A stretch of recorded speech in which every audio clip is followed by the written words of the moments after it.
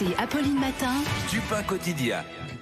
RMC 7h24, une bonne nouvelle enfin, Marie Dupin. Un petit signal positif sur le front de l'économie. Les offres d'emploi repartent doucement, mais repartent. Ouais, ça peut paraître paradoxal quand on voit les chiffres publiés hier par l'INSEE avec 158 000 emplois salariés détruits au deuxième trimestre. Mais il y a des emplois détruits, mais parallèlement, il y a aussi des créations d'emplois et des offres d'emploi qui repartent doucement. Si on regarde bien les chiffres de Pôle emploi, évidemment, on est toujours très en dessous des niveaux qui étaient observés en février, c'est-à-dire avant la crise. En juin, on était encore à moins 15% par rapport au début de l'année.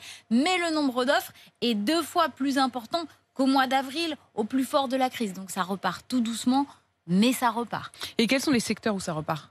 Je ne vais pas vous étonner, le secteur de la santé se porte très bien puisque c'est le seul qui a vu le nombre d'offres d'emploi augmenter par rapport à la même période l'année dernière. Donc si vous cherchez du travail, c'est plutôt vers là qu'il faut se tourner. Et puis si on regarde le top 3 des secteurs où il y a eu le plus d'emplois collectés entre le mois de juin et le mois d'août, on voit qu'il s'agit des services à la personne. Donc ça repart, les services à la personne. 2, le commerce. Donc le commerce repart aussi. Et puis 3, l'hôtellerie, restauration qui finalement s'en est pas si mal sorti cet été. Donc c'est plutôt des bonnes nouvelles pour tous ces secteurs. Par contre, c'est vraiment la catastrophe pour le monde du spectacle qui connaît la plus forte baisse du nombre d'offres collectées cet été, moins 63% par rapport à la même période en 2019. Et ce sont des offres d'emploi pour quel type de contrat ? Est-ce qu'il y a un peu de contrat pérenne ? Pas vraiment. Si on regarde ce que dit l'INSEE, il y a bien une petite reprise, mais c'est vraiment sous forme d'intérim et de contrats à durée déterminée, donc des contrats précaires, ce qui montre bien que la situation reste fragile. Donc la situation reste fragile, mais quand il y a un tout petit peu de lumière, on est quand même heureux